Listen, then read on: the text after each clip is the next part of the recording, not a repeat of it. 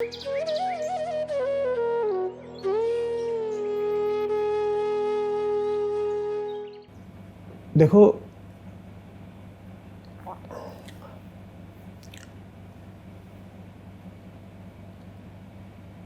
प्रकृति से, संसार से भागा नहीं जा सकता, लेकिन प्रकृति और संसार तुम्हारे लिए आखिरी चीज भी नहीं हो सकते। बहुत ध्यान से समझो इस बात को। ना इनसे भाग सकते हो, किससे? दुनिया से, संसार से। अपने शरीर से बाहर निकले भाग सकते हो, तो संसार से बाहर निकले कहाँ भागोगे? तुम्हारा शरीर भी क्या है? जिसको लग रहा हो कि वो संसार का त्याग वगैरह कर सकता है, वो वास्तव में कह रहा है कि मैं अपने शरीर से बाहर निकल करके जी सकता हूँ। कर सकते हो ऐसा? नहीं कर सकते।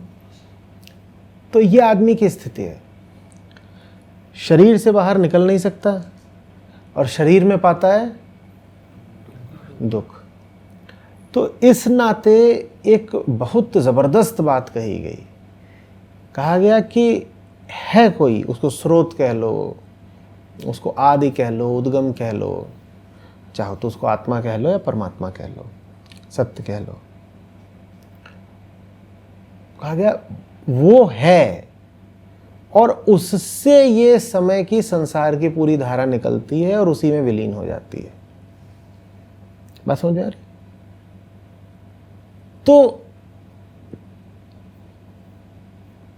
चैन का, शांति का और संसार का सही संबंध तुमको अभी अभी बताया गया है। कैसे बताया गया है? संसार के भीतर तो चैन नहीं है, ये तुम्हारा व्यवहारिक अनुभव है, ठीक है। और संसार के भीतर जो कुछ है उसमें तुम चैन पाने निकलते हो तो मुंह की खाते हो, ये तो व्यवहारिक अनुभव रहा ही है ना हमारा। लेकिन ये भी नहीं कहा जा रहा कि परमात्मा संसार से बाहर कहीं है, दूर कहीं है। कहा जा रहा है वो संसार के रेशे रेशे में है, मध्य में है, आदि में भी है और अंत में भी है। समझ में आ रही है बात? संसार का प्रादुर्भाव माने प्राकट्य, माने मैनिफेस्टेशन, जब नहीं हुआ है वो तब भी है, और संसार का जब लय हो जाएगा, डिसोल्यूशन, वो तब भी है। और वही असली चीज है, उसी का नाम मुक्ति है, उसी का नाम शांति है। तो मुक्ति शांति संसार की चीजों में तो नहीं है, लेकिन फिर भी उनका संसार से बड़ा जबरदस्त रिश्ता है। क्या रिश्ता है? या तो तुम संसार की सब चीजों के आदि में पहुंच जाओ तो वहां पे पाओगे मुक्ति को, या संसार की सब चीजों के अंत में पहुंच जाओ तो वहां पाओगे मुक्ति को। यह नहीं कहा जा रहा कि संसार में जो कुछ है वो व्यर्थ है। बिल्कुल, संसार को अगर व्यर्थ बोल दिया गया तो इसी बात पर वापस आओ, तुम्हें अपने शरीर को व्यर्थ बोलना पड़ेगा। फिर काहे खाते हो, सांस लेते हो, कपड़े भी क्यों पहनते हो? तो ये नहीं कहा जा रहा है कि तुम्हारा शरीर व्यर्थ है या दुनिया व्यर्थ है।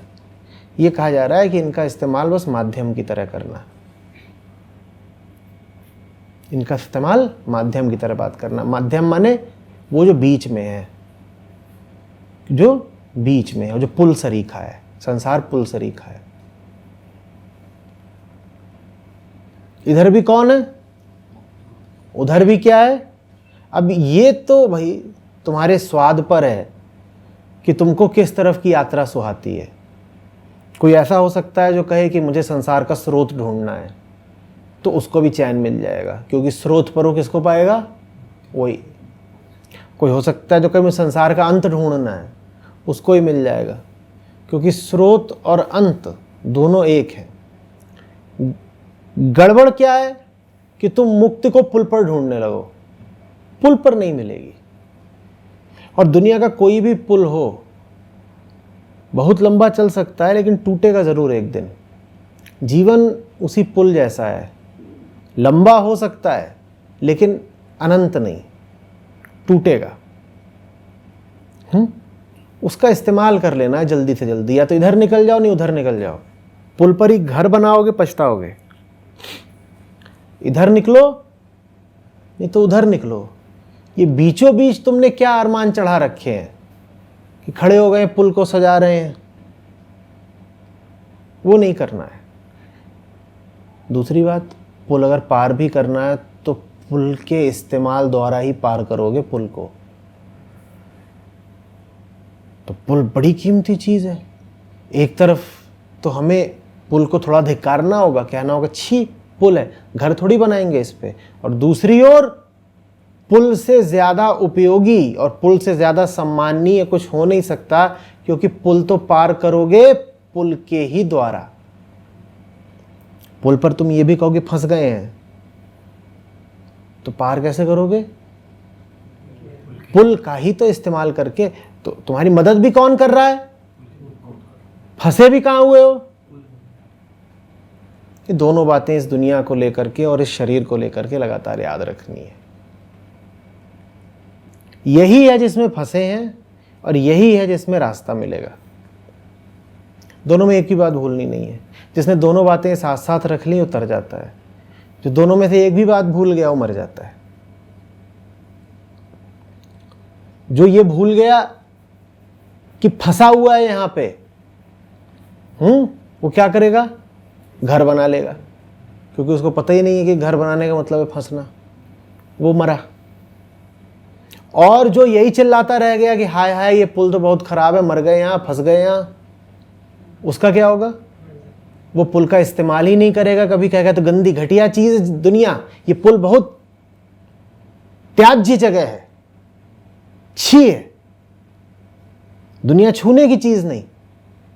दुनिया को छुओगे नहीं तो पार कैसे करोगे? क्योंकि पार करने के सारे रास्ते कहाँ मौजूद हैं? दुनिया में ही मौजूद है। तो दुनिया कैसी, अच्छी बुरी है? अच्छी है बुरी है? तुम जानो भाई। पुल अच्छा है वह बुरा है, तुम जानो। तुम्हें इस्तेमाल करना आता है तो पुल से अच्छा कुछ नहीं, और तुम बुद्धू लाल हो तो पुल से बुरा कुछ नहीं। लटक रहे हैं पुल में, कलाबाजियाँ खा रहे हैं, ये कर रहे हैं, वो कर रहे हैं, और यही करते करते एक दिन या तो खुद पुल से नीचे पहुंच गए या पुल ही नीचे पहुंच गया। कौन सा पुल है जो बताओ अनंत चला है? नहीं चला ना। समझ में आ रही है बात? अब समझ में आ रहा है कि परमात्मा को क्यों कहते हैं कि वही स्रोत है वही अंत है। तुमसे कहा जा रहा है पुल है जीवन, या तो इधर को पार कर लो या उधर को पार कर लो। इधर को पार करना माने बार बार ये प्रश्न पूछो, ये सब कुछ कहाँ से आ रहा है? क्योंकि पुल तो दिखाई देता है कि हवा में टंगा है। पुल दिखाई देता है हवा में टंगा है, ठीक है ना। पुल का एक हिस्सा ऐसा लगता है जैसे दूसरे हिस्से के सहयोग से समर्थन पे खड़ा हुआ हो, लगता है ना। लेकिन ऐसा हो नहीं सकता। कि हो सकता है भाई? पुल का एक हिस्सा किससे जुड़ा हुआ है? पुल के दूसरे हिस्से से। पुल का दूसरा हिस्सा किससे जुड़ा है? पुल के तीसरे हिस्से से। लेकिन कोई भी हिस्सा अभी तक तुम्हें दिखा नहीं जो जमीन से जुड़ा हुआ हो। लेकिन ऐसा हो नहीं सकता कि कहीं ना कहीं पुल जमीन से जुड़ा हुआ नहीं है। माने एक जगह तो जरूर आएगी, अगर इधर को चलोगे चाहे इधर को चलोगे, जब पुल अपनी श्रृंखला में एक अपवाद प्रदर्शित करेगा। पुल की श्रृंखला क्या है? लोहा लोहा लोहा लोहा लोहा, और ये लोहे के सब टुकड़े कहां टंगे हुए हैं? हवा में टंगे हुए हैं। हमें जितना दिखाई देता है, हमारी सीमित दृष्टि, उसमें हमें यही दिखाई देता है कि लोहे को किसका सहारा है? लोहे का। लंबा पुल है भाई। इधर देखते हैं तो भी दिखाई देता है लोहे को लोहे का सहारा, पीछे देखते हैं लोहे को लोहे का सहारा। लेकिन थोड़ी बुद्धि लगाओ। अध्यात्म का मतलब ये नहीं कि तर्क शक्ति को फूंक आए। बिल्कुल सोचो, कहीं ना कहीं तो ये जो श्रृंखला है ये मिटती होगी। कहीं पर तो एक टुकड़ा ऐसा आता होगा जिसका संबंध अगले टुकड़े से नहीं होगा बल्कि जमीन से होगा। इसे कहते हैं स्रोत की तलाश। इसे कहते हैं ये जान लेना कि तुम्हारा असली बाप कौन है। क्योंकि हमें तो यही दिखाई देता है, हम लोहे, हम आ रहे हैं एक और लोहे से, वो आ रहा है एक और लोहे से। ऐसे ही तो होता है ना। तुम अपनी वंशावली बनाते हो कि हम हैं, हमारे पिताजी ऐसे, फिर और फिर पीछे पीछे पीछे पीछे पीछे। और बहुत ज़्यादा हम पीछे जा नहीं पाते, सीमित ज्ञान, सीमित स्मृति। पर सोचो अगर तुम अनंत बार पीछे जाओ तो कहाँ पहुँचोगे? जो अनंत बार पीछे जाकर के मिलेगा उसका नाम स्रोत है, वहाँ से समय शुरू होता है। और वो कोई व्यक्ति नहीं हो सकता, वो कोई हाड़ मास का व्यक्ति वैसा नहीं हो सकता जैसे हमारे माँ बाप हैं। लेकिन उतना पीछे हम देखता नहीं, हम उतना पीछे नहीं देखते, तो हमें लगता है कि जैसे हम सब कहाँ से आ रहे हैं, बस वैसे ही शरीरों से आ रहे हैं, हाड़ मास से आ रहे हैं, जैसा कि आगे हम एक नया हाड़ मास पैदा कर देते हैं। पर ख्याल करो इस बात का, थोड़ा सोचो तो। पुल में तुम्हें क्या दिखाई दे रहा है? लोहे की कड़ी, लोहे की कड़ी, लोहे की कड़ी, लोहे की कड़ी। दूर आगे जा कुछ दिखाई नहीं दे रहा, बहुत पीछे है मामला। पर आखिरी एक कड़ी ऐसी है ना जो लोहा नहीं है, वहां फिर जमीन शुरू हो जाती है, वहां कुछ अलग शुरू हो जाता है, वहां पर आयामगत परिवर्तन हुआ है। वैसे ही तुम भी अगर पीछे अपने जाते रहोगे तो कहोगे बाप जी, दादाजी, परदादाजी, और पीछे जाओ और पीछे जाओ और पीछे। अरे कितना पीछे जाओगे? कहीं तो शुरुआत है। जो स्रोत को तलाशने चलेंगे वो परमात्मा तक पहुंच जाएंगे। जो बहुत पीछे जाएंगे, जो इतना धैर्य रख पाएंगे कि पूछते जाएं, अच्छा इसके पीछे क्या, इसके पीछे क्या, इसके, वहां तक पहुंच जाएंगे। इसी तरीके से जो अंत तक जाएंगे वो भी परमात्मा तक पहुंच जाएंगे। पूछो कैसे? पीछे जाते जाओगे तो तुम पाओगे कि अंततः तुम उस जीव तक पहुंच गए हो जिसके पास बस एक कोशिका है।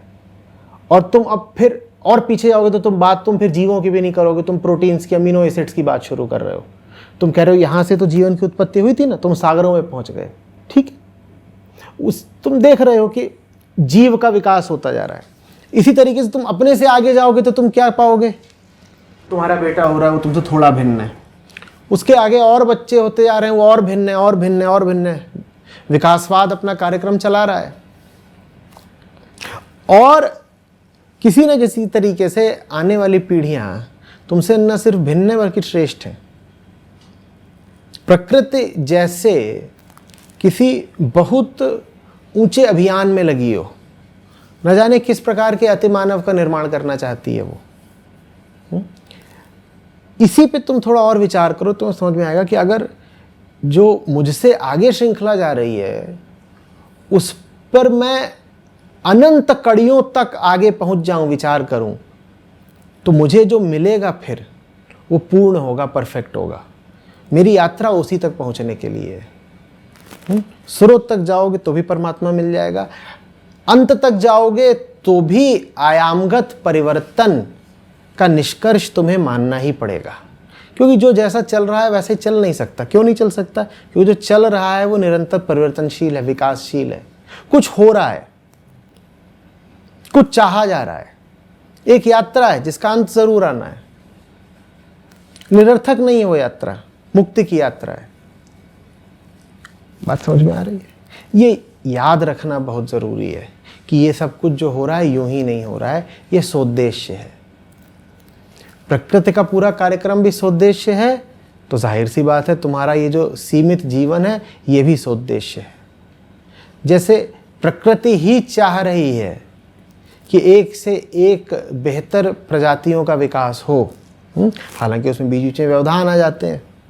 कभी कहीं दूर से कोई बहुत बड़ा पत्थर 5-7-50 मील का आकर के पृथ्वी से टकरा जाता है, सब डायनासोर साफ, लाखों साल तक पृथ्वी पर धुआं छाया हुआ है, धूल छाई हुई है, सूरज की रोशनी ठीक से नहीं आ रही, ये सब भी हो जाता है बीच बीच में। लेकिन इन सब चीज़ों के होने के बाद भी विकास यात्रा अनवरत जारी रहती है। उसी तरीके से आदमी के जीवन में भी तमाम तरीके के व्यवधान आते हैं, लेकिन विकास यात्रा तुम्हारी लगातार जारी रहनी चाहिए। पृथ्वी पर इतनी बार हुआ है, 5-6 बार हो चुका है कि जितनी प्रजातियां थीं उनमें से 70%, 80% विलुप्त हो गई। मास एक्सटिंक्शन फेस आए हुए हैं। लेकिन उसके बाद प्रकृति ने फिर क्या किया? फिर कमर कसी और कहा नहीं, मैं जिस महत अभियान पर हूं उसको तो पूरा करना ही है। मुझको एक पूर्ण मानव का विकास करना है। उसको पूर्ण मानव कह लो, पूर्ण जीव कह लो, जो भी कह लो, मेरा मानव नाम की प्रजाति में कोई विशेष पूर्वाग्रह नहीं है, पर कुछ चाहिए प्रकृति को जो बहुत ऊंचा है। इसी तरीके से तुम्हारे जीवन में भी तमाम मास एक्सटिंक्शन के फेज आएंगे। मास एक्सटिंक्शन समझते हो, सब बर्बाद हो गया, जो कुछ था वो लुट गया। तुम्हें फिर क्या करना है? तुम्हें फिर आगे बढ़ना है। यही जीवन का उद्देश्य है, और तब तक नहीं रुकना है जब तक अंत तक ना पहुंच जाओ। वो अंत क्या हो? तुम्हारा अपना अंत है, तुम्हारी पीड़ा का अंत है, तुम्हारे कष्ट और क्लेश का अंत है। वहां तक जाना ही जाना है। उसी अंत को भी नाम परमात्मा कहा गया है। समझ में आ रही बात? परमात्मा क्या है? कोई बाहर की चीज नहीं, कोई सिद्धांत नहीं, कॉन्सेप्ट नहीं है। तुम परेशान हो ना, उस परेशानी के अंत का नाम क्या है? परमात्मा। तो कोई ये विश्वास करने वाली बात नहीं। कोई पूछे अरे तुमको परमात्मा में विश्वास है कि नहीं है? भाई तुझे अपनी तकलीफ में विश्वास है कि नहीं है? तुझे अगर अपनी तकलीफ में विश्वास है तो तुझे अपनी तकलीफ के अंत में भी विश्वास होगा। कहीं नहीं, तकलीफ के अंत में तो विश्वास नहीं है, तो बोल फिर झूठ बोल रहा है। जिसको ये पक्का हो जाएगा कि तकलीफ का अंत नहीं हो सकता, उसे फिर तकलीफ के अनुभव भी नहीं होगा। इस बात पर गौर करो। तुम्हें तकलीफ बुरी तभी तक लगती है जब तक तुम्हें ये पता है कि इसका अंत हो सकता है। जिस तकलीफ के अंत की कोई संभावना ना बचे, तुम उसे तकलीफ मानना बंद कर दोगे। तो तुम्हें कोई चीज़ बुरी लग रही है, सता रही, कष्ट दे रही है, ये अच्छा संकेत है। इसका मतलब ये है कि कहीं ना कहीं अभी तुम जानते हो कि ये चीज़ गैर ज़रूरी है, व्यर्थ ही जीवन में मौजूद है, तभी तो उसे तकलीफ कह रहे हो। जिस दिन तुमको ये आश्वस्ति हो गई कि ये चीज़ अब हट नहीं सकती, उस दिन तुम उसे गैर ज़रूरी बोलोगे ही नहीं। उस दिन तुम कहोगे ये तो जीवन का अनिवार्य हिस्सा है, और जो जीवन का अनिवार्य हिस्सा है वो तुम्हें तकलीफ कैसे दे सकता है? वो तो फिर सांस चलने जैसा हो गया, वो दिल की धड़कन जैसा हो गया, उसे तकलीफ मिलनी बंद हो जाएगी। तो जिस किसी के जीवन में तकलीफ का अनुभव है वो परमात्मा में विश्वास रखता है, क्योंकि तकलीफ का मतलब ही है कि तुम विश्वास कर रहे हो कि एक दिन इस तकलीफ का अंत भी हो सकता है। उसी अंत का नाम है परमात्मा। तो तकलीफ के अंत में विश्वास करने को ही कहते हैं आस्तिकता। आस्तिकता क्या है? मेरी पीड़ा का अंत हो सकता है, इसे आस्तिकता कहते हैं। आ रही बात समझ?